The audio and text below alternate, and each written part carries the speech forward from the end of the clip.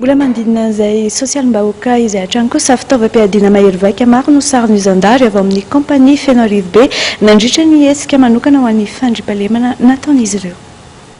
Mbola mitohy ny hetsika ataon'ireo mpitandro ny filaminana hitandrovana ny fandriampahalemana.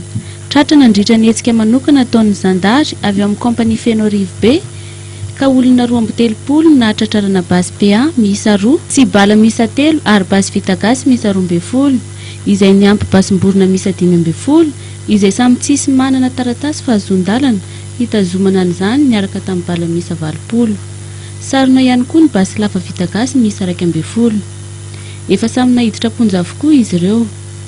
Mahakasika ny basy PA iray izay tratra tao Kiangara tamin'ny 17 Aogositra teo dia mbola tadiavina ny iray naman'ny tompon'ity basy ity izay avy nanaovana asa ratsy nangalarana vola mitentina 7 tapitrisa ariary ny ampy vonoana. Dia gasobe dia misy tanàn'ny commune Kiangara. Dia tanàn'ny commune Kiangara zany no nazavana an'ity basy ity miaraka amin'ny tompony izay avy nanao halatra volana 35 millions de francs miaraka amin'ny zany fondolona anankiray.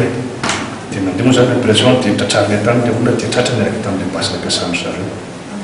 Dia nisy namana anankiray moa zany efa tafitsoaka fa izay no tratranay fa mbola pijerevana azy satria ndao sy amoany fasony daholo. Dia ilay olona tratrarina ilay basy zao efa mikatrena ponja gasobe.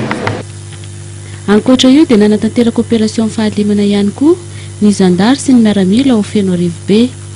Niditra tao anaty kizo antsoina hoe Vodivato ao amin'ny tanàna antsoina hoe Vohikanto, commune ambanivohitra Ambohitromby. Naharitra 3 andro ny famakinan'ny kizo ny 17 septambra ka hatramin'ny 15 septambra. Nisy ny fifandonana teo amin'ireo dahalo sy ireo mpitandro ny filaminana ka miisa 400 ny omby tratra ka ny 9 nampidirina fourrière ary ny 5 tavaverina amin'ny tompony.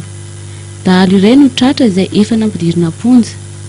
Mbola mitohy hatrany ny ezaka ataon'ny zandary sy ny miaramila ao Feno Arivo be hamongorana ireo mpanao ratsy ary miara-miasa tanteraka amin'ny fokon'olona izy ireo ary manao fikarohana ihany koa ho an'ireo naman'ireo olon-dratsy mbola tafatsoaka.